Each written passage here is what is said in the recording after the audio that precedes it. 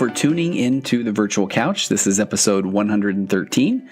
I'm your host, Tony Overbay. I'm a licensed marriage and family therapist, certified mindful habit coach, writer, speaker, husband, father of four, ultra marathon runner, and creator of The Path Back, an online pornography addiction recovery program that is helping people reclaim their lives from pornography addiction or any kind of compulsive sexual behavior. If you or anyone that you know is struggling with pornography addiction, please point them to pathbackrecovery.com. There you can download a short ebook that describes 5 common mistakes that people make when trying to overcome pornography addiction. Again, that is pathbackrecovery.com. And please take a moment to follow me on Instagram at Virtual Couch, or Facebook, Tony Overbay, licensed marriage and family therapist, or go to tonyoverbay.com and sign up there to get more information on upcoming and exciting news on books and programs and upcoming podcasts. And please send your questions or comments or podcast ideas to contact at tonyoverbay.com or contact at pathbackrecovery.com. And welcome to this bonus episode. This is one that I am really, I'm excited about, which I think maybe I say that on about 110 of the 113 podcasts. But this special bonus episode comes courtesy of the site leadingsaints.org. Leading Saints is a site that is dedicated to helping leaders of the Church of Jesus Christ of Latter-day Saints become better leaders. Be a leader, not a calling. That's one of the taglines that they use, because leaders in the Church of Jesus Christ of Latter-day Saints are not professional clergy. They receive callings and then they want to do their best. But a lot of times they aren't quite sure what to do with some of the problems that they encounter. And so this site, which is developed by a wonderful gentleman named Kurt Frankum, was designed to just help people become better leaders. So I love that. Very strength-based site that is there to try and help people tackle the hard questions that they'll encounter as a leader. And so on that note, Kurt had noticed that there were some things that he felt like the input of some professional therapists would be beneficial, especially in the areas of things like addiction, how to help leaders of the church work with members who come to them with struggles with addiction or with marriage struggles. So Kurt had reached out to me and a couple of other therapists and asked us to be part of this Leading Saints Professional Therapist Advisory Board. And I was very honored, really was. And he had asked us if we could kind of put together some topics that we might want to do a podcast about. And one of the first things that I wanted to do was talk about, because I deal with a lot of people that come with pornography addiction or compulsive sexual behavior. And there is so much shame around the addiction, which I know if you've listened to podcasts that I've done on addiction, pornography addiction, that sort of thing before, that I am no fan of shame. Shame has no place in my dojo. I understand guilt at times. Guilt can be kind of like a stop sign. Guilt can be a little bit of a heads up. Hey, I feel bad. I don't know why I always go with this hypothetical that I left my grandmother at the mall. I actually never have driven my grandmother to the mall. Maybe that's some subconscious thing that I feel like I missed out by not taking my grandma to the mall. But that's a whole other story. But guilt can say, man, I feel bad that I forgot to do that. But then in comes shame, and shame is saying, you left her at the mall because you're a horrible grandson, and you're going to continue this pattern forever, and nobody can count on you, and nobody can depend on you. And so therefore, I am a huge no shame person. So this interview is entitled The Bishop's Strongest Tools to Help Addicts, but you do not need to be a bishop in the Church of Jesus Christ of Latter-day Saints to hopefully get something from this interview. In the interview, Kurt covers a lot of ground. We get to talk about what the struggle is of bringing men into therapy, kind of the traditional treatment for pornography addiction, the core issues underneath pornography addiction, these feelings of inadequacy and not feeling connected to your partner or job or faith or poor health or anything that you just don't feel connected to, that then has your brain kind of saying, hey, I got you. I can help you cope over here. And just how men have a harder time in connecting in general. And that's why they are less likely to go to therapy. And men need to find ways to have this connection. And so we cover that. We cover a lot of ground. I do hit on some spiritual topics and concepts as well. And we get to touch on a couple of my favorite things, EFT, emotionally focused therapy, and a way to connect with a spouse. And also we talk a lot about empathy, how to respond with empathy. And we talk about what I like to call the void, which is there's this big void that addiction is trying to fill. And we go into acceptance and commitment therapy, this concept of harm reduction. And I have to tell you, harm reduction, and I won't spoil it, but it's around, this is a little bit of a long podcast too. I'll go and give you a heads up on that. It's around 51 minutes into the interview, Kurt's interview. But harm reduction is an evidence-based method to help overcome addictions of all sorts. But harm reduction doesn't necessarily fit perfectly into the model of the Church of Jesus Christ of Latter-day Saints at all times. So it was funny when Kurt kind of went there. I was, I'm going to be authentic. I really am. I told him I want to just go all in with whatever I really feel passionate about. And then if people disagree, that's fine. It's okay. But when he kind of went around this concept of harm reduction, you'll hear me pause and kind of hesitate, because it was almost like, okay, do we want to go there? And we did. And we talked about harm reduction. And the reason I spend more time on that right now is because then Kurt asked me to do a Facebook Live recording about a week later after this was released, which was a few weeks ago. So if you go find leadingsaints.org on Facebook, or if you go to my Tony Overbay Licensed Marriage and Family Therapist Facebook page, there's a interview that he does. It's about 30 or 40 minutes, and that's one where I go big on this concept of harm reduction. So, and I really... This is one that's a little bit more from the spiritual realm, this podcast interview is. So if you do hang in there with about 10 minutes left at about the 1 hour mark of Kurt's interview, I just have to tell you, there's a part that I just feel so passionate about. And again, knowing that this interview in particular is of a spiritual nature, I would love for you to kind of listen in to that point. And that's a point where I just kind of go into something about the atonement and how the atonement works in therapy. And I just really, again, that's somewhere where I've kind of never felt more authentic or dialed in. And I'm just grateful to be able to have a forum to kind of present that in. So again, this one's of a more spiritual nature, but I think that whether or not you're a bishop or not, whether you're a spouse of someone who has struggled with pornography addiction, whether you are someone who is struggling right now or who doesn't even really feel it's an addiction, they feel they can quit at any time, but they've kind of struggled to, I just encourage you to listen to this episode, and please spread the word. Send this one to people if you can, because I think that this one is one that I'm really grateful for the opportunity to go into a lot of these topics. So without any further ado, and you can find more of the wonderful work that Kurt does at leadingsaints.org, and he has a podcast that is just phenomenal. I listen to all of them, and they're just some amazing episodes that really kind of tackle some of the issues that members of the church are going through. So without any further ado, here's the interview that I was fortunate enough to do on leadingsaints.org with Kurt Francom on the Bishop's Strongest Tools to Help Addicts.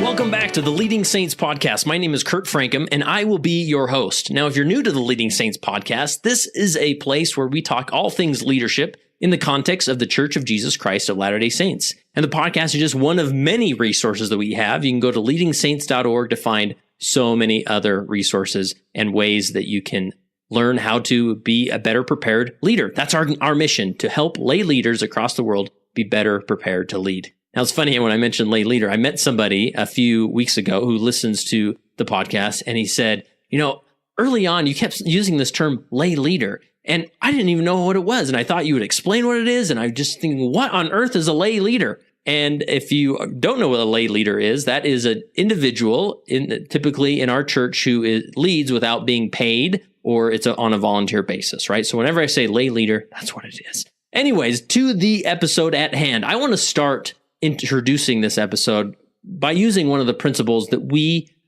talked about in this interview with Tony Overbay. This topic, or this concept of starting with empathy. And this is, we talk about the concept of mentoring individuals struggling with an addiction, specifically a pornography addiction, and maybe some ways that leaders unintentionally create shame on that individual. Now, I get it. Being a bishop is hard. I've made the mistake of casting shame on somebody when it wasn't helpful, and that's not my job, and it only hurts the progress of that individual. But I just want you to step back, listen to the concepts discussed in this interview, and maybe self-reflect a little bit and say, where can I improve? But please know that you're not a bad bishop or a bad leader if you've done some of these things. We're all trying. We're all doing our best to help individuals come to Christ and benefit from his sacred atonement.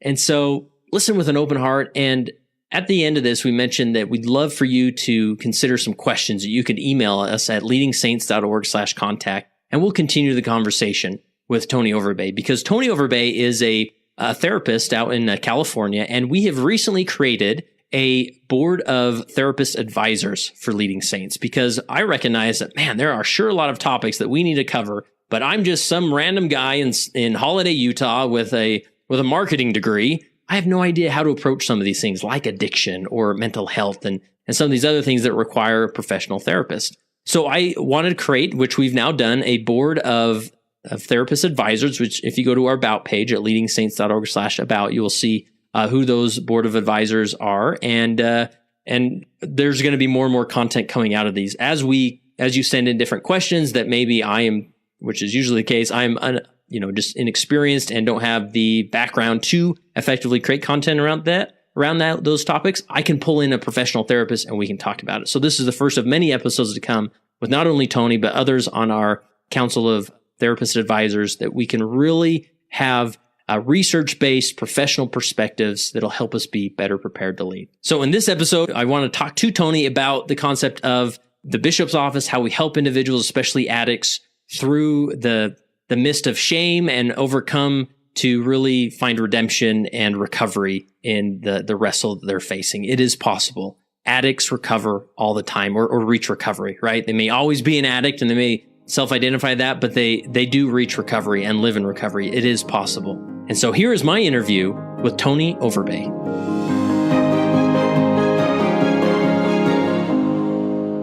Today, I have the opportunity to connect with one of the greatest, most sacred areas on the planet, and that is the Sacramento, California area with Tony Overbay. How are you, Tony? Kurt, I am doing wonderful, and I love that you have that connection to, I'm literally in Roseville. Didn't you serve here? Well, I didn't. There was a Roseville mission, and I was in the Sacramento mission. Oh, gotcha. So Roseville, they were the less obedient missionaries, just for the record. But no, I'm kidding.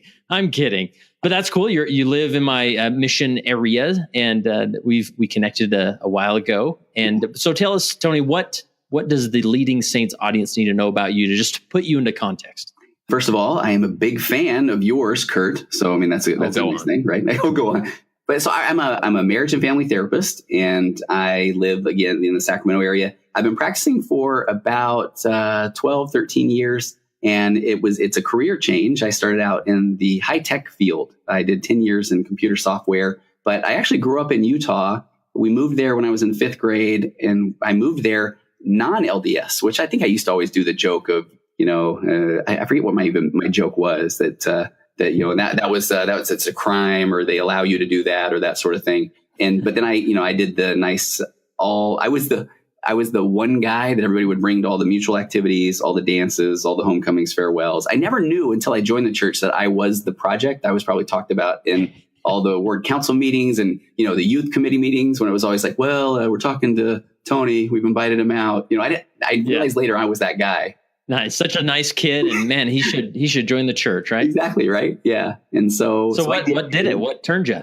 I really did have really, really good friends, and I was drawn in. I was drawn in by the scent of chocolate chip cookies. I mean, I loved going to my friends' houses, and there were, cookies and board games and just that whole family concept. I absolutely loved that. And so I still remember, and this is one of my favorite, again, looking back, you don't know this is going on when you are the person that is trying to be taught. But I would go to my friend Trent's house, and the missionaries just happened to be there. I mean, it was the weirdest thing. They were always there when I was having dinner, and then they had some time after, and they would always want to know if I wanted to talk. And I thought, man, these guys are nice. And it's such a coincidence that they would be there for dinner. So that was in high school. And, I kind of had one of those experiences where matter of fact, I've never told this story, Kurt. Took Moroni's challenge in a Baptist church. That's what right? we do. I know, right? You're getting it out of me. But I kind of had that, is the church true moment in another church, in a Baptist church I was attending. Because I thought, man, if this is going to work, I'm going to go ahead and put myself in this situation where it really needs to work. And so, I really felt that. I think it was the senior year of high school. And I was in a Baptist church, and it was when they were kind of doing a nice altar call, and had some nice organ music playing, and kind of had that prayer. Is this something that's right for me? And I really felt the Spirit, felt it strong. And then it was one of those situations, though, where I went home and announced, all right, Mom and Dad, I think I'm going to get baptized. And their response was, no, I don't think so. I didn't see that coming. So I kind of withdrew a bit. And actually, another kind of funny thing, I played baseball at the time and was having a decent baseball career. And I was getting recruited a little bit by the BYU. And then I told myself, all right, if BYU makes me an offer, I'm joining the church. And I really was hoping for that. And then our senior trip, I got run over by a boat, and then I missed the whole American Legion season. And the BYU, oh my goodness, I know, right? The BYU coach told me, "Hey, good luck." And and so I thought, doggone it. And so I ran off to Kansas State for a year and a half. I went to about 25 churches in the span of about a year and a half, and just never quite felt as home as I did in the Mormon church. So came back home to Utah, married my high school sweetheart who was a member, and graduated from the U and lived happily ever after. So there's that story. I've never told that one. So did you get baptized around your wedding then? Is that yeah. So it was after I got married, then I got baptized. And so, cool. Yeah, it was really fun. Yeah. And so since that time, then spent another just 2 or 3 years there in Utah, and then moved out to California, took a job with a software company, and then out here ever since, and just love it. And have been active for, my wife and I are I married 28 years. And so been out in Utah or in California 25 years. And I've just had a blast out here. Served as young men's president a couple times and a bishopric. My favorite calling, 7 years of early morning seminary. I really enjoyed that. And now I'm in the nursery, actually. Nice. Good. Well, so what influenced you to go from the tech industry to being a therapist? So in this, again, I love the fact that I can kind of speak in these terms on your podcast. I really did feel a calling. And so I kind of grew up always just wanting to be a dad, wanting to be a husband. And I wanted to be a really good dad, and I wanted to be a good husband. And so I'm going along. We have 2 or 3 kids at the time. And I just felt like I wanted to share kind of hope in marriage and in fatherhood. And I'm not saying that like I was some big narcissist who thought I had parenting and marriage figured out. I didn't. But I just felt like when I would see dads that were kind of disconnected, I don't know, it just spoke to me, and I felt this call to help them. So I went back to school. I went to night school at the time. We had 4 little kids, and I was teaching seminary, and I was running my own company at that time, or business at that time in the tech industry. And I went back and got my master's in counseling. And then I just started working part-time actually at LDS Family Services at the church. But it was just this call. I felt this call to work with men. That was really the thing. And so I knew it was completely out of the realm of what I was doing in high tech, but I really didn't feel connected. And maybe that's going to come up a little bit later too. But I really didn't feel connected to my job in high tech. I felt like it was just a job. I didn't really feel very authentic or passionate about it. So that's kind of what led me back to school and led me to LDS Family Services. Nice. And now you are a fellow podcaster, right? You have your own podcast called The Virtual Couch, which I subscribe to. And I'm a big fan of you too, Tony. Nice. So that's really nice. Here comes my imposter syndrome kicking in. But I appreciate that. And that's been the Virtual Couch is just been a blast. And it's one of those things where, again, I kind of felt called to do that because I just, doing now at this point therapy for a decade. When I started it, I just felt like if I can kind of go back, when I was working for the church as a male therapist, you're kind of handed some things to specialize in. And one of those was pornography addiction. So it wasn't that I necessarily went into being a therapist to work with people in pornography addiction or compulsive sexual behavior, but it was, I wanted to work with men. And I have to tell you, when I was in graduate school, a lot of the teachers there were practicing therapists, and they would always ask people in the class, why are you doing this? And I would say, I want to work with men. And I felt like it was this real admirable thing. And a lot of the women in the class would go, oh, how nice. And a lot of the professors would kind of chuckle. And I found out later it's because for the most part, guys don't come to counseling. So here I am with this, I can't wait to get out and work with all the guys that aren't going to come in. And so then when I'm working for the church, so then I start getting a lot of people coming in for pornography addiction. So that then became my specialty in a sense. Yeah.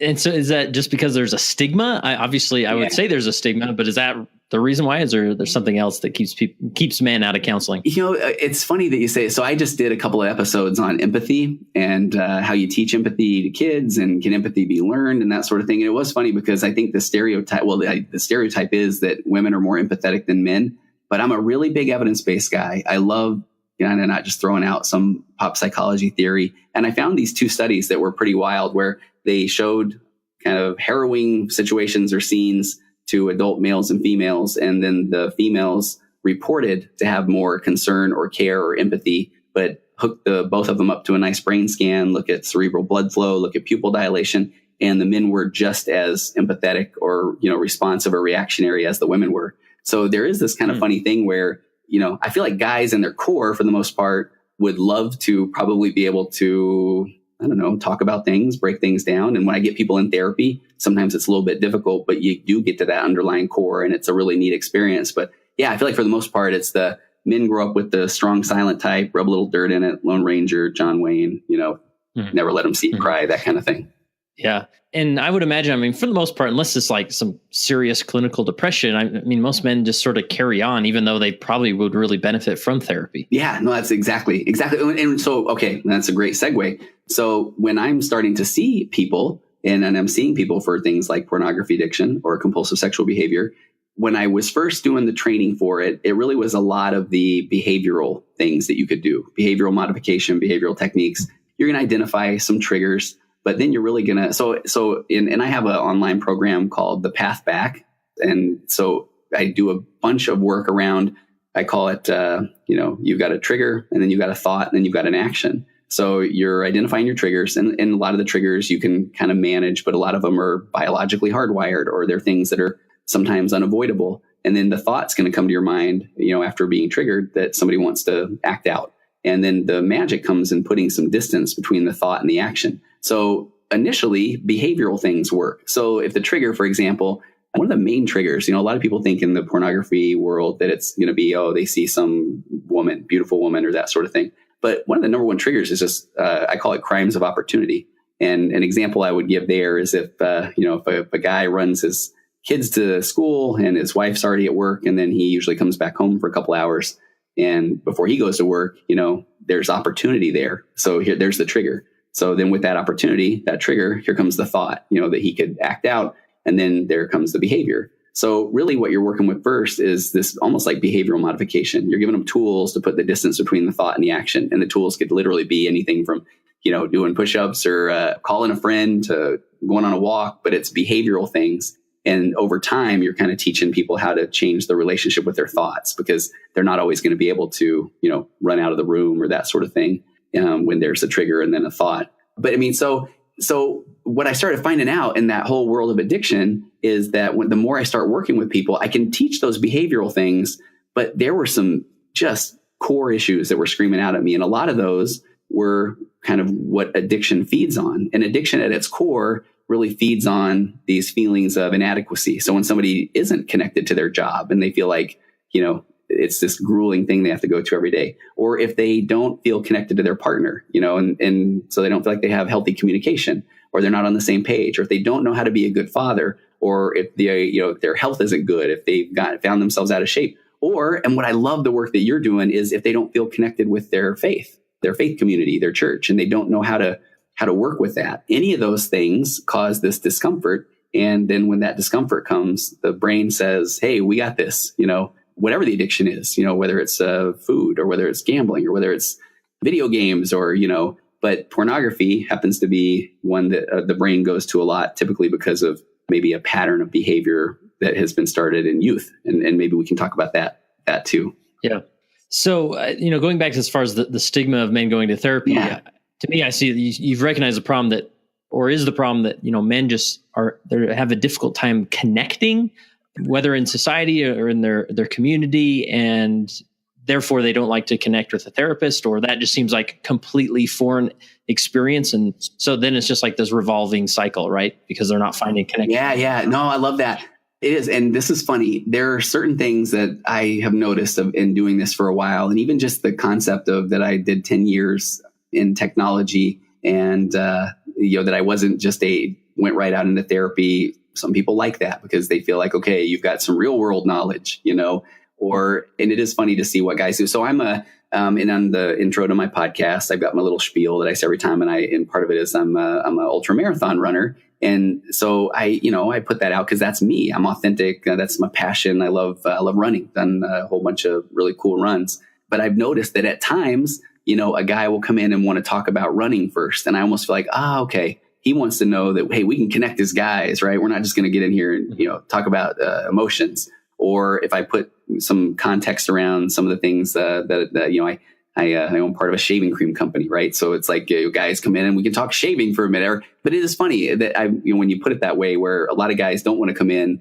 and just say, so, we're talking about pornography. And I actually, if this was a video podcast, you would see I am pointing right now to, I've got an elephant up on my shelf, and it's that concept of the elephant in the room. So a lot of times I'll even say, hey, we know what the elephant in the room is. And we can talk about this whenever you want to. And, if you want to just jump right in and talk about the elephant in the room, which is, the pornography piece or not, it's up to you. And I get guys that love to come in and just say, they point right at the elephant and they're like, let's do this. Let's get the elephant out of the way, So yeah, every bishop listening is going to Amazon right now and buying a plush elephant. Oh, why didn't I think of having a virtual? Why don't I have a virtual couch elephant, Kurt? Okay, yeah, it's too late. Get it on your store, man. It's too late. I need a store and I need an elephant. Yes, nice. Yeah. So as we talk through this, hopefully, as people listen to this, and this is one of many additional episodes, and I'll mention at the first of this in the intro that you are on our board of therapist advisors, because I recognized that I can't just create more and more content around some of these sticky issues and just with my marketing degree assume that I know what topics to create. So I gathered a board of therapist advisors, and so I go to you guys to say, okay, here's how do we address pornography or addiction to pornography in an effective way, and that's what led us here to this conversation. So many more, I hope, will come from this, and I know the audience will love to hear your voice, and so it won't be hard to keep doing that. But so what I heard, what I heard was that I still have time to get my virtual couch elephant. So I'm working. I will work on that. Right. Thank you. You'll soon be the sponsor of future episodes. Right. So, so as far as, and obviously everybody listening knows that the bishop's not the therapist. And to me, I sometimes just wince every time someone says, well, let's remember the bishop's not the therapist. And I don't know one single bishop in the entire world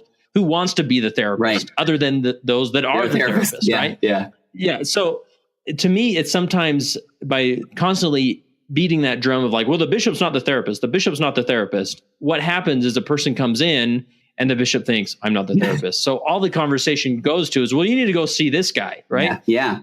Or you need to go see a therapist. Let's set that up, right? And all that does is maybe invite a little bit of shame of, oh, great, I'm broken. I got to go see this professional therapist. And two, just like you mentioned, I would guess the person's thinking, well, that's uncomfortable connection. Yeah.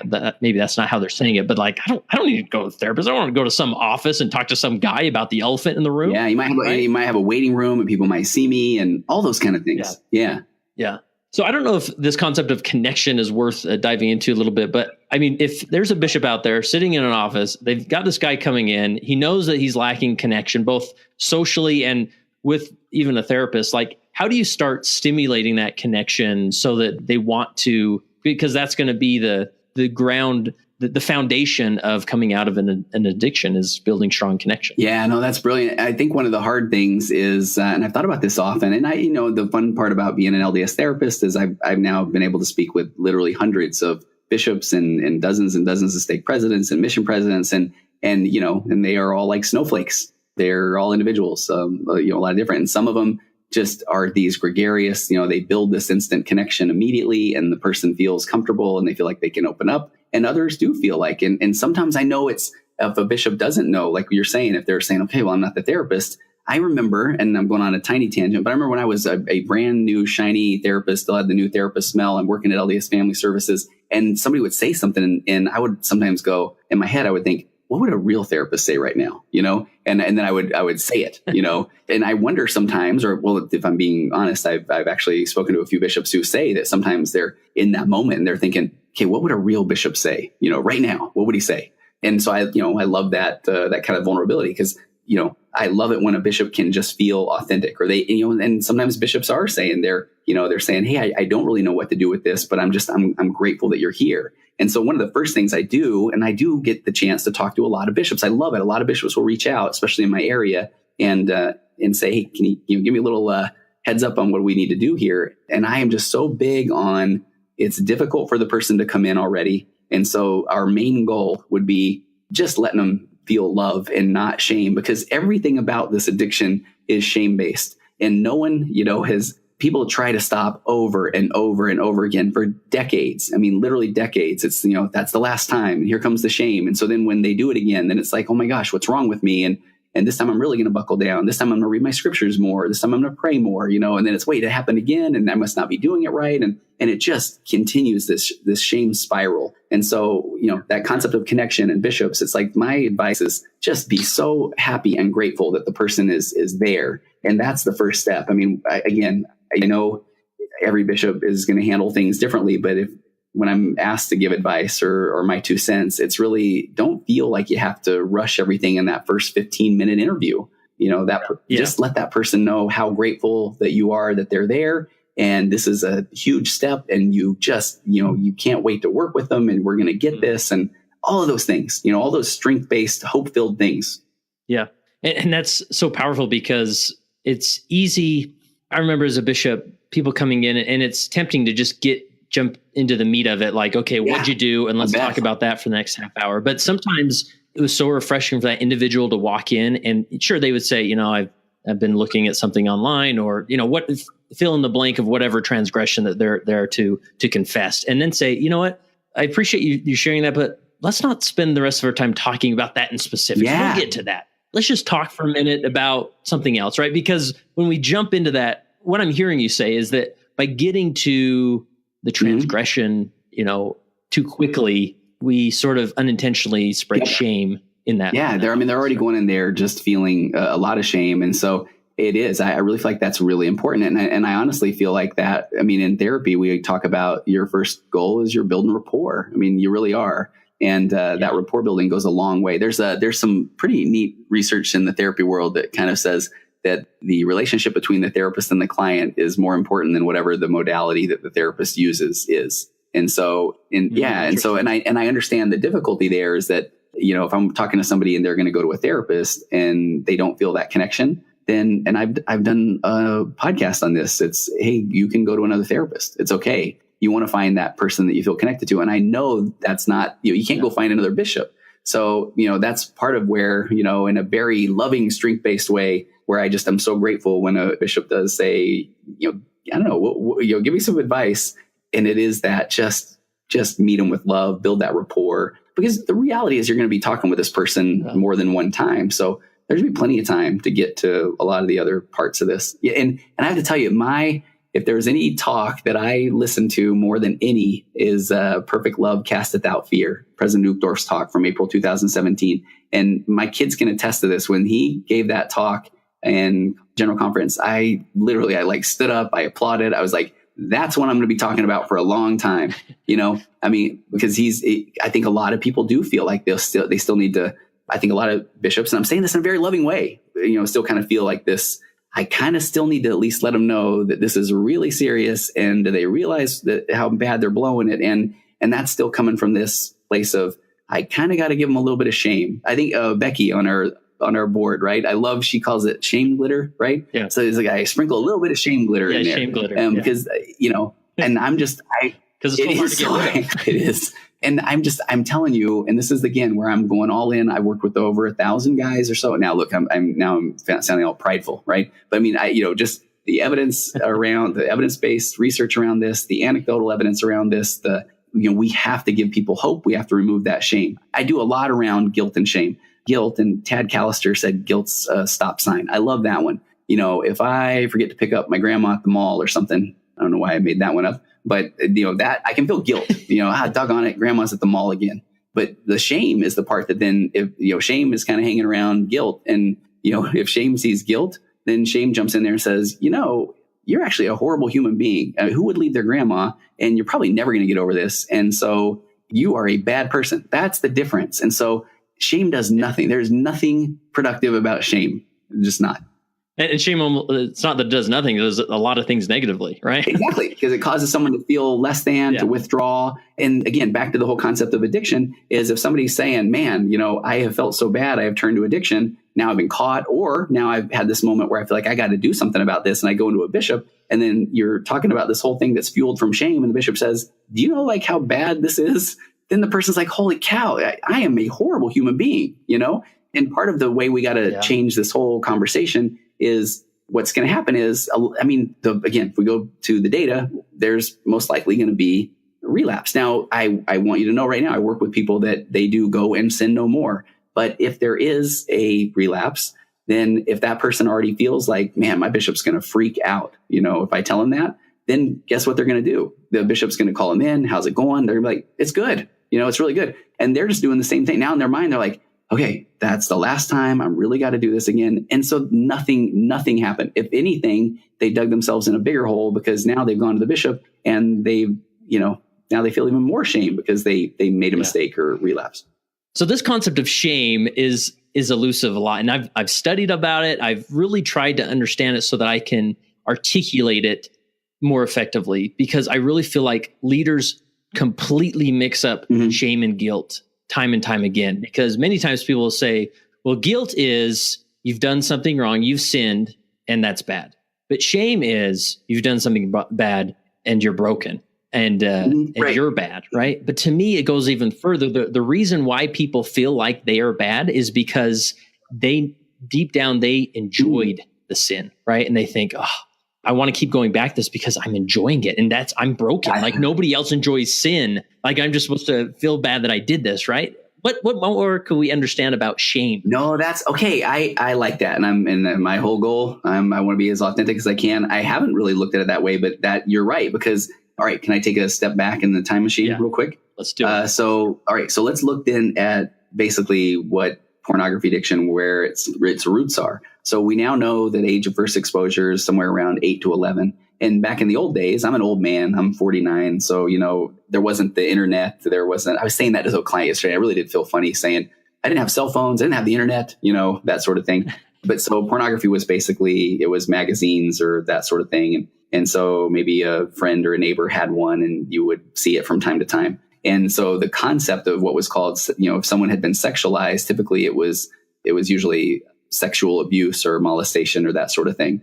But now, and I'll make sense of this, I promise, but now we know that early exposure to pornography is a form of sexualization, meaning that when a young man is exposed to, or young woman is exposed to pornography in those early stages, that I always say you got to look at it like the wiring of the brain has kind of been changed. Now, it is completely possible to rewire the brain back to a healthier state, but it's going to take work. And so here's the way I explain it. So if somebody has been exposed to pornography young, now they're kind of working from a completely different, in psychology call it schema or point of view, because now they have seen, naked bodies, they've seen body parts, they've maybe seen videos of people that are doing things that you never, you weren't familiar with.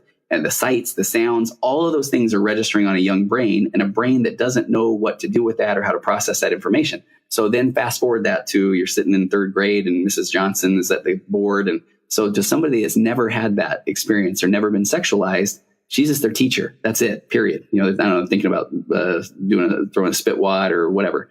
But if somebody has been exposed to pornography and then that concept of sexualization, they see her with curves and parts and all those sort of things. So, and I think that's important because again, it's like their whole schema, their whole point of view has changed. And I'm not saying this from oh my gosh, let's all freak out. It's like in my world, that's where we're coming from. So, now we can work with that. We have to understand that. So, and I hope that can remove some of the shame from someone who maybe doesn't understand pornography addiction, because they're working from this different schema, this whole different point of view. I guess I'm going back to another Uchtdorf concept, but the talk where he talks about a plane being 1 or 2 degrees, in the off course, right? And then over a long period of time, look how far it is off course.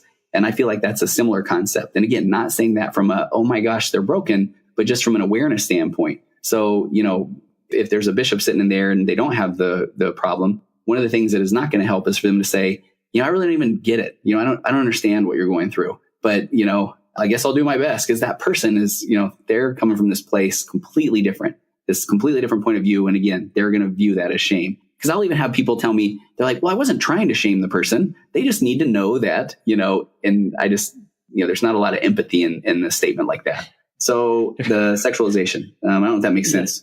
So you're saying that those that have seen pornography, it begins to alter their brain to a point that anything with curves can suddenly become sexualized. Yeah. So I was off teacher. Right? Yeah. I was on a tangent there, wasn't I? So we had talked about, I went into the Wayback Machine because your concept of that they like it.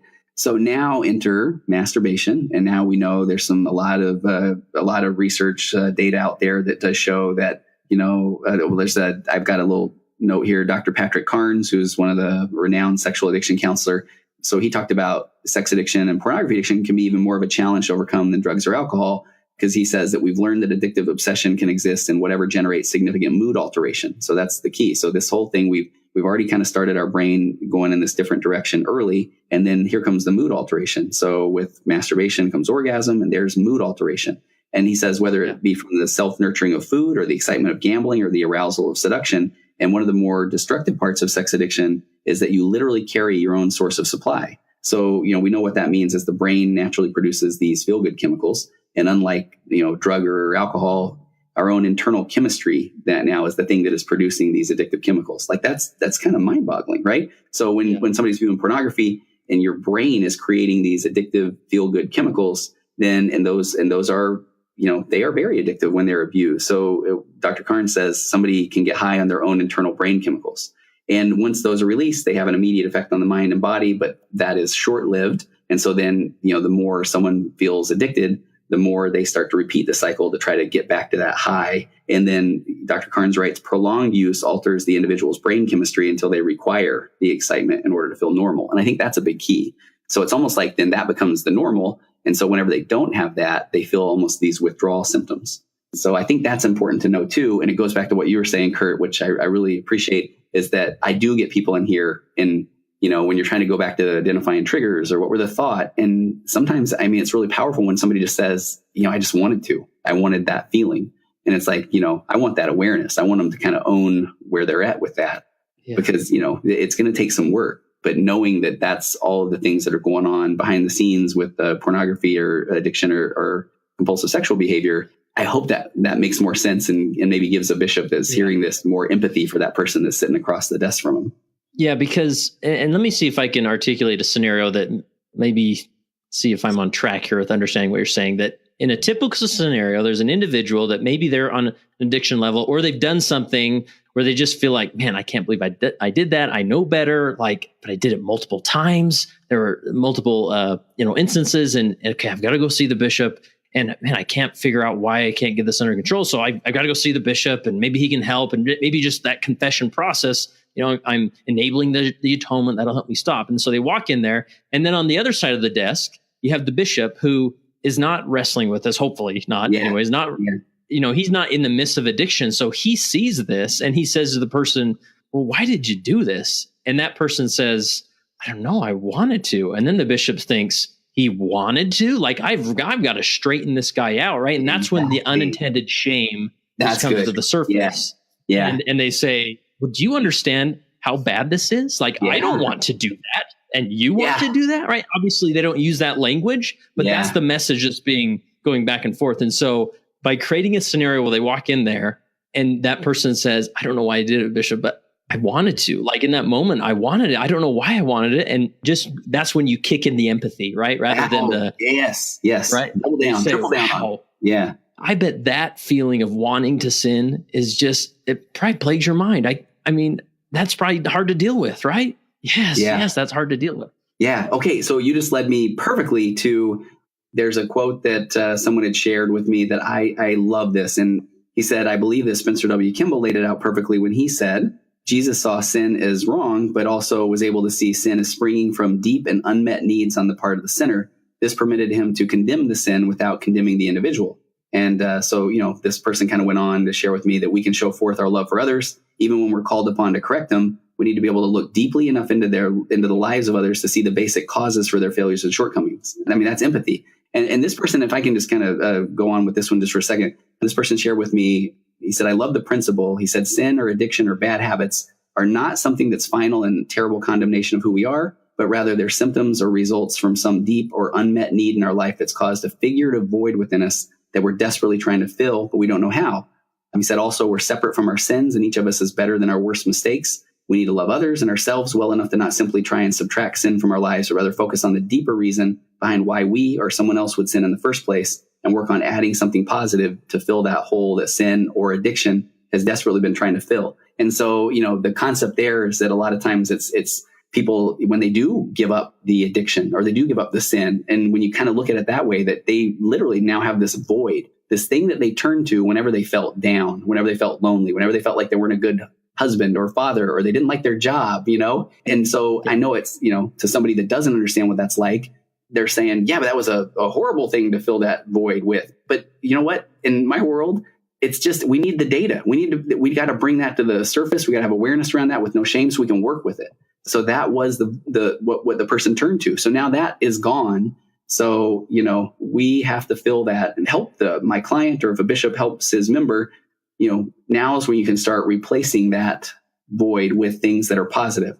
And there's a nice concept here that someone also shared with me, that they said, I found it so much easier to add things to my life than to subtract or remove bad habits. And this is, I did a little bit of a podcast on this one at one point where, this verse said it's hard to completely cut sugar out of your diet. It's much easier to start eating an extra piece of fruit every day and then add vegetables or more protein. And then pretty soon, you're primarily eating the healthy foods that you've added to your diet, and then the sugary snacks have all but disappeared. And so that's where I go back to what just drew me to starting to work with more men was, all right, now we're trying to remove that sin or that addiction. And now we got to start doubling down on working with what that void is. So, actually, Kurt, that, when I got into counseling, I never wanted to work with couples. And if I had one couple on my schedule in a week, I just thought, man, this is rough. But so once I started seeing that at the core, guys are missing, they don't have a good connection with their partner, I went all in on learning a nice evidence-based modality of couples therapy. It's called emotionally focused therapy, or EFT. And I've got a lot of podcasts about EFT.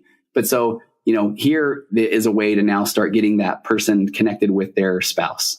And when they start to feel like that's going better, that's filling that void. Now they're going to turn toward their spouse more, if that makes sense. So I don't know, we got to fill that void basically. And we got to look at that the person is greater than their sin, and that, or their bad habit or their addiction.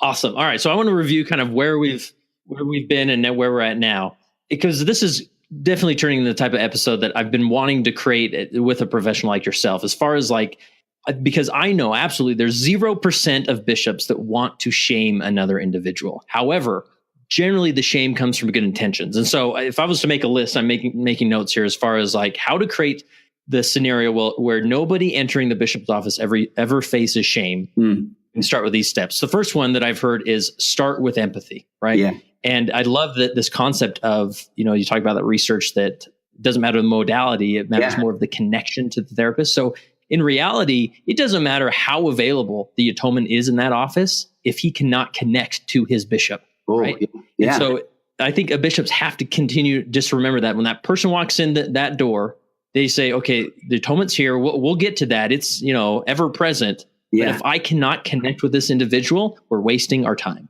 right? Right. So start with plan there. Then the second one is respond, not just start with empathy, but respond with empathy. Once they maybe confess that thing or that wrestle that they're in, you don't need to tell them how bad it is or, understand all the details in that moment, but just say, wow, respond with empathy. And I want to know real quick on that one, Kurt. So one of the questions I do get just asked over and over and over again from podcasts is people want examples of what that looks like. And it really is, it's tell me more. And I got to tell you, this is me feeling a little silly, but for a while I was, I love the concept of seek first to understand before being understood. And this is going to show, I can pull the convert card on this one. But I was convinced that was somewhere in the Bible, right? So, and I went to the point where I hadn't even looked it up. And then I started doubling down and I was like, like the Bible says. And then I had myself darn near convinced it's got to be Paul. I'm sure he said it, probably said it to the Corinthians or one of those kind of things. So then I promise you, I probably said a time or two.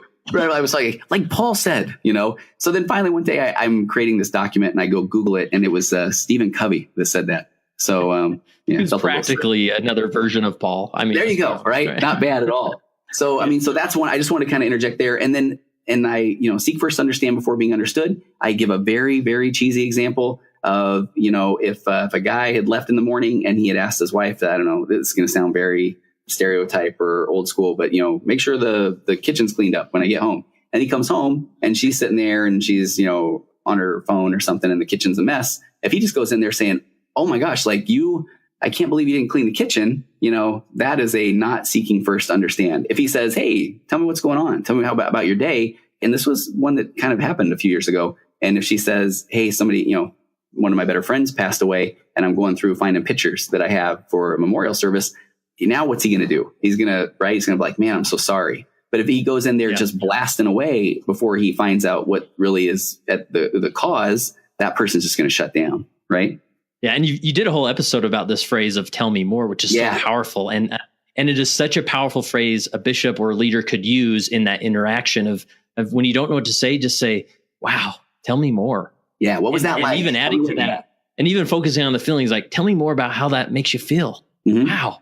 You feel that way? Wow. I'm sorry. I don't see you that way. I think you're wonderful and you're a child of God. That's where the empathy can really get some traction and it'd be awesome. So while you're on this note, Kurt, while you're on this note though, I have worked with bishops that, they'll do a tiny bit of empathy and then they'll go into story time. I know exactly what you're going through because when I was your age, my kids did this, and that, you don't know what that person's going through. You can say, I wonder if it's like this, or this was my experience. And again, I'm just coming from the chair of the therapist. Even if you do, it won't help, right? It won't, because basically you're telling them, here comes I call it the fixing and judgment statements. It's here's what I did and it worked. So if you don't do this, then again, back to something's wrong with you. Yeah. Yeah. I was a teenager once too, and I used to sing a hymn. So let's do that for a week. That's not helpful. No. So that's great. Awesome. And then the third one that I've heard so far, and I'm sure we'll get to more, is finding, seeking for the void, right? Because you've talked about, you may meet with somebody that, they're acting out through, let's say, pornography addiction. And it's easy for the bishop or priesthood leader to think okay, well, let's focus on that behavior. And this was me. I confess, as Bishop Frankham, this is what I did. I can think of so many instances where I told the person, okay, this is what you're going to do. You're going to call me. Yeah, that's a good one. Every day. And you tell me if you've messed up, right?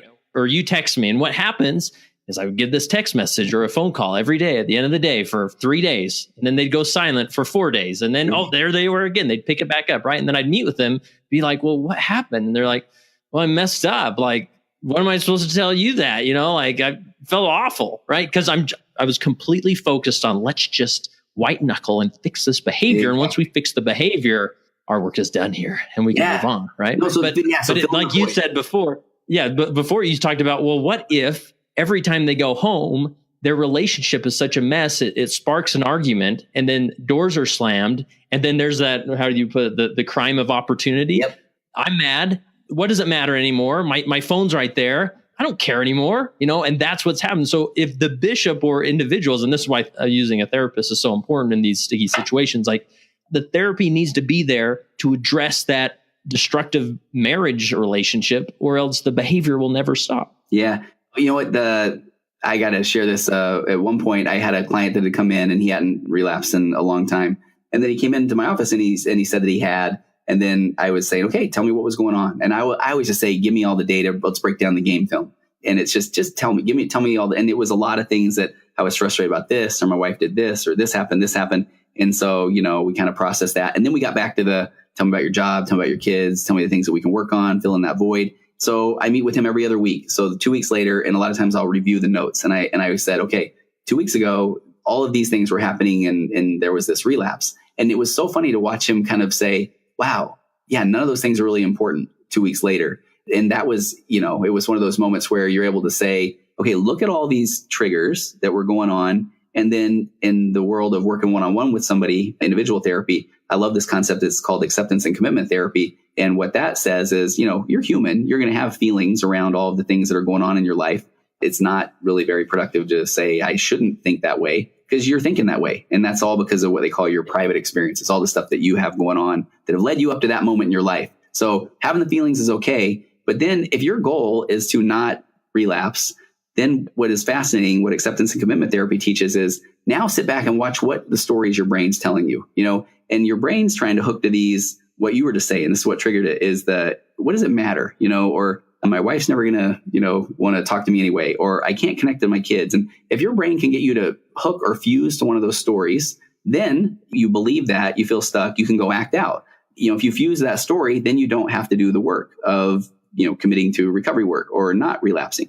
So your brain's still trying to keep you, giving you reasons to go back to the addiction because of all the stuff we talked about earlier with the chemical rush and the changes to the brain. And so your brain is fighting hard to kind of give you a reason to go back to that. Yeah, because I remember so many times, Tony, of meeting with individuals. They would come in, like it had been literally over a year where I'd been consistently meeting with them. They were getting therapy. It wasn't like I was trying to do that on my own. They were seeing the therapy and nothing was changing. And I would just be like, well, maybe call me twice a day, I didn't know what to do, but And what I'm learning from you as we talk through this is that, and maybe correct me if I'm wrong here, but there's so much focus in the bishop's office on behavior. Yeah. But when we focus on behavior, that leads to shame. Yep. When we focus on the void, that leads to hope. Yeah. Okay. Let's pretend I said that, Kurt. Okay. Okay. Well, you did sort of. All right. Just That what you're sounded teaching good. me. No, I like that. Well, Because I would imagine, let me just say that, and because I feel almost wrong saying this, but if I was a bishop again and someone came in, I would almost get to the point of when they would say, yeah, I messed up again, bishop. And again, I'd say, I don't even care. I don't care how much of this behavior you've, done this week. I want to focus on why, or what void is in your life, what trauma is in your life that's leading to this. Yeah. What are you not connecting to? And again, it goes back to, then you start working with people, and when they feel like here comes that rapport piece, and they feel like they connect, now they can open up about they don't feel like they know what to do in their marriage, or they don't like their job, or they don't feel like they're a good parent, or they might be having a faith crisis, or they might be, their health is bad, or they're, now you start to get to see all those things. And you're right. And there's that part of me where I feel like I've been doing this long enough, and I really love the work, and I've got to work with so many people, so many good people, that my authentic self is saying that, yeah, I do. I feel like the therapy I do in even my online program, we're going to talk about the issue, but yeah, I don't want it to be the focus, because really, if you're going into all the behavioral things, you're basically just kind of giving them a checklist of things that if they don't keep up on, or if they still do have a relapse, they get to go back to the "see, I'm broken" story. And if they can fuse to that story, then they're going to stop coming to you, and then they're going to feel like, okay, I really am broken. This isn't going to work. And we're just trying to continue to anchor them in hope. I mean, that's my goal. Yeah. Because people do overcome addiction. You see it. Yeah. All the time. And I even get people that will come in and they'll say in the beginning, they'll say, I know I'm always going to be dealing with this. I know it's always going to be a problem. And it kind of breaks my heart, but I can't tell them right then that, no, you won't. Because then it's like, then here comes the next relapse, then they feel like, oh, see, it really is a problem. But I mean, you start reversing that trend, you start getting some hope. And then you start building off of that. And then you put longer periods of, I don't know what the best phrase is, good behavior. And then you start to build on that. And there's a model that's, and this is, this one's kind of it's the evidence-based model. It's called harm reduction. And harm reduction is saying that you are just trying to, lessen here's what it is. On my online program, I really break down this concept where there's, there's pornography, and there's masturbation, and there's orgasm. And so in the harm reduction world, you literally take that. And if that's happening, let's just say 3 times a week, that's a number of 9, and you literally are trying to get, even if you have to just start working with the person to all right, they feel like completely hopeless if there's ever a relapse. If you can get them to stop looking at pornography, even then they have a little bit of hope. Then they can start to put, more distance between relapses, or you got to give them something to anchor to. And I know the hard part, and I don't know if this is even where you want to go with this right now, Kurt. Maybe this is the next episode, right?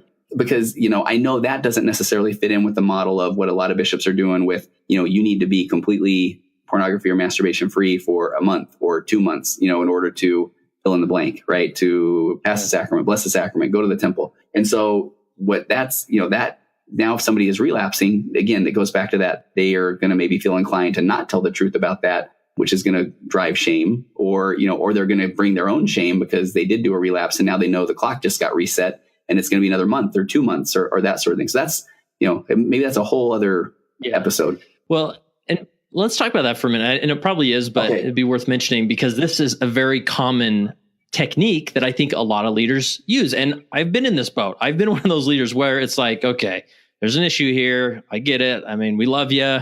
You're struggling with these things and I don't want to spout any shame on you by any means, but let's just shoot for, you can take the sacrament next if you get through 7 days without a relapse. Okay, let's do that. But again, it goes back to that technique focuses more on behavior than it does the void that they're trying to fill. Yeah, it does. And that's where I go back to the strength-based model is the model that works. Even if we go back to that President Uchtdorf talk and the pure love casteth out fear, all those things, it is the model that works. But it can take a while. It really can, and that's why I kind of So what is when you say the strength-based model, what is it's the you articulate? Yeah, it really is. It is it's the hope.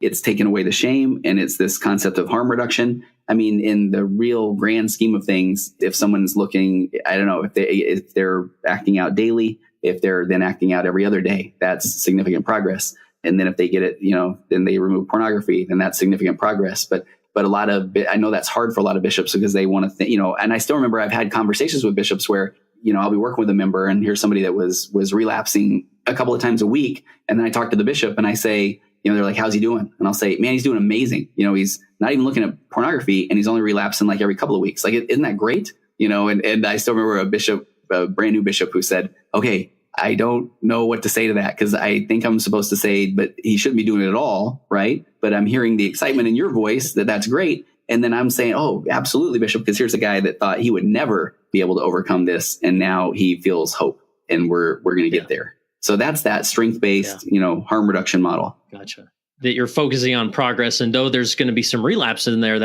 you don't start from square one, even though it feels that way at times. Yeah. And the hard part there too, and I know that some people hearing this are going to say, then basically you're giving someone the license to relapse. And this goes into even deeper core principles of where, it really isn't about that. If someone relapses, then they're still coming back to you because now they know that you're not going to throw the shame card at them or you're not going to tell them that, okay, they really blew it. I mean, you're still going to be working with that data and you're still going to be there and you're still going to help them. And, so then if they are doing that and now they feel that you have that connection, that rapport, now you're going to work with that. Well, okay, what's the story that your brain's fusing to? That you still have to do that from time to time or whatever it is, but we're still going to work with it. I mean, the whole thing is keeping the person engaged in the recovery work and coming back to you and feeling hope and then starting to work on all these other areas of their life. So, that becomes more important than how many days has it been? What just happened? That sort of thing. Yeah. Yeah. And what a great opportunity, because in a bishop's office, when someone comes in and they're like, I had 6 weeks of sobriety, Bishop, and now it just ruined it all. Like, right. What a great opportunity to say, so let's celebrate. Absolutely. This is great. Look at the progress you've made. We're not starting over here. Because in the grand scheme of things, I love that you said that. So if I get somebody that, again, they were acting out daily or every few days or whatever, and you get somebody that all of a sudden has, because then you can start talking about things like, okay, if you have a relapse, we're setting up like a relapse action plan and so just, we teach the concept of don't then just go on a bender, don't just say, well, I messed up now. No, because the strength-based model is, okay, I see where I let my guard down. I'm right back at it. And so if you go from here's somebody that then had 3 weeks of not acting out, one relapse, and then now they put 4 weeks together.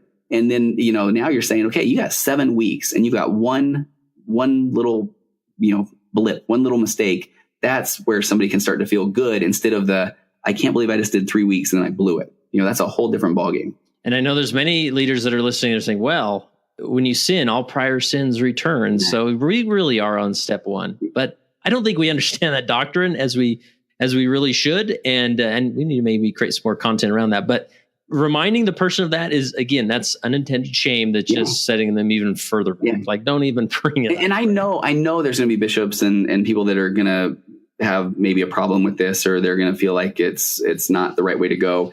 And here's the part where I have empathy for that, because I'm sure that there are experiences that they've had that have kind of led them to the place that they are at, sitting in that bishop's chair. And all I can go with is, I've never felt more authentic in working with people with this issue and seeing results and seeing people overcome it.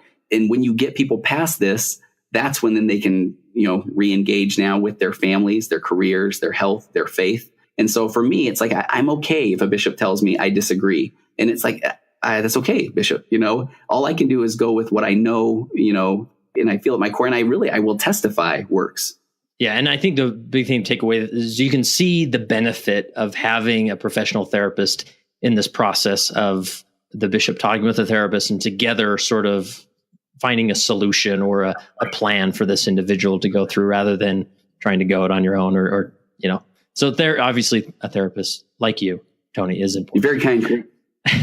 So before we end, there's one more concept I want to talk about because, and I saw this a lot myself early on as a leader, where we try and use church discipline in a way to, I don't want to say manipulate, or influence that individual away from their behaviors, right? Mm-hmm. So we may, someone comes in and they confess, okay, I've really have a problem here. I've looked at pornography quite a bit, or I have been, and I barely have the strength to come in here and tell you about that. All right, well, let's get out your temple recommend. I'll take that. And then no sacrament, avoid taking the sacrament till at least 6 weeks, and then we'll meet again and see if you have this under control. And then on the really serious, as it progresses through, formal church discipline, it's like, okay, well, I just fellowshipped you the last time you were in Right. here, and you just don't seem to be getting it. So let's try an excommunication this time. Yeah. And if that doesn't work, well, you're really broken. Yeah. Right. And again, leaders have the best intentions of doing this, but I just, in my mind, like some of the most sacred meetings I've been in have been disciplinary councils where nobody's there because they're in trouble. They're only there because that's where redemption's found in their relationship with Christ. So from your therapist standpoint, is it harmful to use disciplinary, requests or actions in a way to influence them out of their behavior? I mean, to me, and again, all I can do is be very authentic about this. And for me and my experience, yeah, it has been. And purely from if you really look, again, if we go back to the core of addiction, it's already what's that story that person's brain has been telling them that they've been fused to. And at its core, it's the I'm broken story, or I'm not enough story, or I'll never be enough. And as long as they can stay stuck with that story, then they will have the excuse, in a sense, to continue to go back to the addiction. So and again, I know that it's coming from a good place for most. And that's the unique part about what I've had the opportunity to do is I've had a couple of stake presidents actually have me come in and talk to the high councilman about addiction before a disciplinary council, and I've gotten to really kind of talk about these things. And, just to kind of, and again, I'm not trying to, I guess I am trying to influence them, but I mean, I know that at the core of a lot of the people that I work with, you're trying to let them know that, nope, you're not broken. And as many times as you are going to tell yourself that, or you're going to try and convince me that you are, that's not going to work because, and I don't know, kind of go big on something that's really been important to me the last 2 or 3 years with regard to the atonement. Is that okay? Yeah. So here's what my biggest testimony now of anything has come as a therapist. And it's basically getting to work with people every day who share all of the different things that they go through. And all of these things are unique to them. People that have been emotionally abused, sexually abused, physical abuse, people that have had their parents die, people with attachment issues, all these things. And they come in here and they, all of those things kind of have brought them to this place where they're at. And they feel like they're not as connected. They feel like they don't know how to do relationships as well. They don't know why they aren't doing things as well as somebody else. And it's just this whole concept of this I'm broken or what's wrong with me story. And so that's one of those epiphanies I felt like 2 or 3 years ago. And I really felt I felt the Spirit stronger than I think pretty much anything I felt. And I can't even tell you how long was where I felt like, man, my job, even as a therapist, is, I promise you, I'm not saying anything like, I'm trying to, be Christ in the room, but it's this concept of just, I felt what the atonement must be like, where, even as a therapist, I got people that are just trying to convince me that, no, I didn't do the homework for a week. I didn't read my scriptures. I didn't say my prayers. You even told me to, I still acted out. I'm not getting any better. And it's like, they're just begging you to tell them you are broken because that way you can go, you don't have to do the work. You're not going to get any better. And I just feel like I feel like that's what the atonement's all about is everybody has all of those different things that have kind of brought them to where they are right now in their lives. And that has been at the core of things like addiction. And so I personally feel like, Christ is up there and we're saying, because I hear people all the time say, I know that, he doesn't hear my prayers. And I know I'm letting him down. And I feel like, Christ is up there saying, no, that you're saying that, go read up on the atonement. I'm here. We got this. And so I feel like that's a role as a therapist, a role as a bishop, a stake president. What the disciplinary counselors are going to be is basically saying, no, I promise you, you are okay. We're here. We're going to get through this. I mean, that's kind of what I feel like at the core. Yeah. Wow, that's powerful. And what I'm gathering from all this, and again, I may be wrong here, and I hope leaders listening, they've probably found several places where you and I have been off base, and that's fine. But we're having these conversations need to happen. But what I'm learning and hearing is that if church discipline is divvied out in the moment when that individual feels broken, it will never, ever work. We have to help them fill the void and repair the wound before that disciplinary action can ever take effect, right? And I would remember many instances where one in particular, individual had come in, he'd done something that I knew was going to lead to a disciplinary council. I had kind of shared that with him, like, it's very likely that we'll have a disciplinary council. Let me explain what that is. And several times after that, he'd come in and be like, all right, Bishop, let's just do it. I deserve it. Let's just get it over with, and he's just ready. He's like begging for the book to be thrown at him. And I just would stop and say, I think you're missing the point of what this disciplinary counsel is for. It's for redemption. It's for renewal. It has nothing to do with punishing you, right? And as long as that person feels broken and still wrestling with that shame, I'm not saying you can't, restrict the sacrament until they don't feel broken, or you can't do these things. Sure, you may need to do them, but just obviously deliver it with empathy, because as long as they're broken, they will never, ever, ever, ever find redemption through the atonement. I mean, I love that idea. If he's coming in and saying, let's just get it over with. I mean, I've heard people come in here and talk about those moments. And when you're a little bit further down the road of working with somebody in addiction, that is the moment where they basically were saying, Bishop, please tell me how bad I am so I can just go ahead and just tap out, and be done with trying, to overcome this. Wow. Let me tell you why I'm so excited about this interview, because this is what I had envisioned with creating this council of therapists, is that I wanted to just pull one of you in there and just hack out or hash through a topic like this. And I'd share my perspective. Maybe I'm wrong, but then you share some of the research base. So this is cool. I think we need to definitely do more of these. And there's 2 other therapists on that council, and we'll probably add more in the future. But I would say if it would be fun to maybe those that listen to this, go to leadingsaints.org/contact, send in a question, a follow-up question, maybe this topic or others.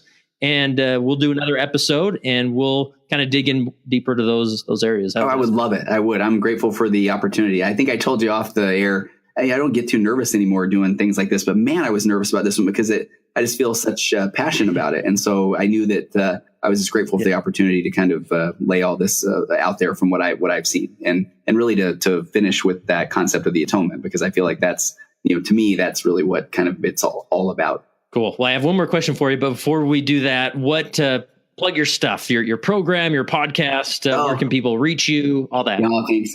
So you can find everything if you just go to tonyoverbay.com. There's links to the podcast, and my online pornography addiction recovery program it's called The Path Back, and you can find that at pathbackrecovery.com. And truthfully, it's, you got a lot of an idea of what it's about in this interview today. It is a strength-based, get rid of the guilt and shame, kind of own your stuff, go after a better life kind of program, because that's what I know works. Cool. The last question I have is, and maybe just a request more than a question, but we've talked about things, maybe called out certain parts of our culture and our leadership styles. But if you were standing in front of a room full of bishops or other leaders, what encouragement would you give them that they're trying so hard to help these men or whomever it is that's in their office? What encouragement would you give them? Well, so first of all, and that's a good question. I feel when I do get a chance to do bishop trainings or those sort of things, I almost have to stop myself of going into the empathy mode for what bishops are going through. To hear people that have their own lives and kids and careers, and then they're being handed a lot of these really heavy topics and heavy subjects. And I can't imagine how hard that must be, because it's taken me a decade of doing this every day for a living to really start to feel, the last 2 or 3 years to really feel like I'm in my lane, or I really feel confident about the tools and that sort of thing. So, my hat goes off to the bishops for the work that they're doing. And so that encouragement piece is, I think, especially in working with men, is that I think it really is about and this is kind of funny, we started with this, but if you really look at it, men are capable of empathy. They're capable of emotion. They've been conditioned to stuff it and hide it for their entire lives. And so what an amazing opportunity to have an opportunity for a man in the role of a bishop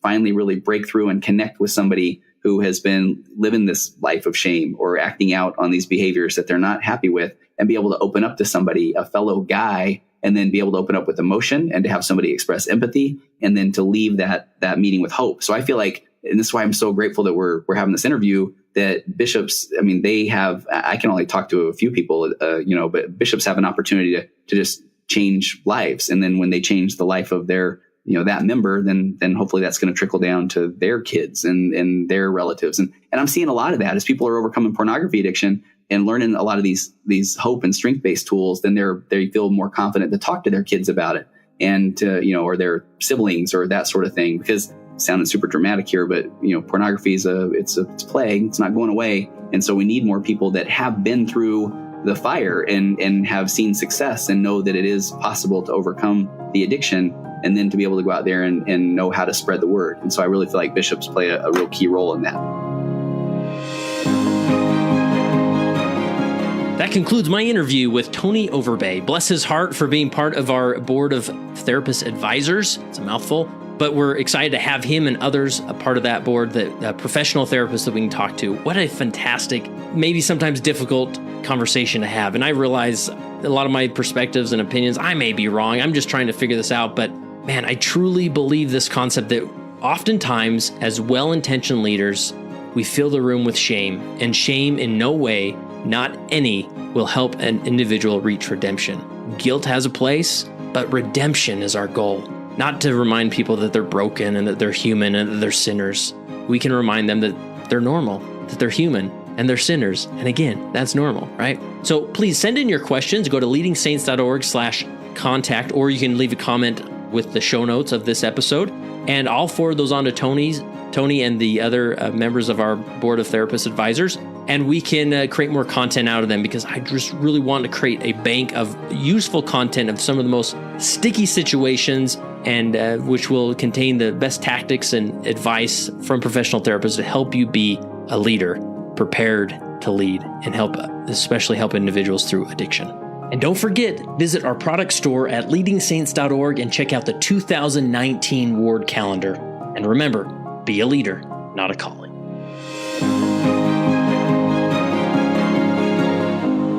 It came as a result of the position of leadership which was imposed upon us by the God of heaven, who brought forth a restoration of the gospel of Jesus Christ.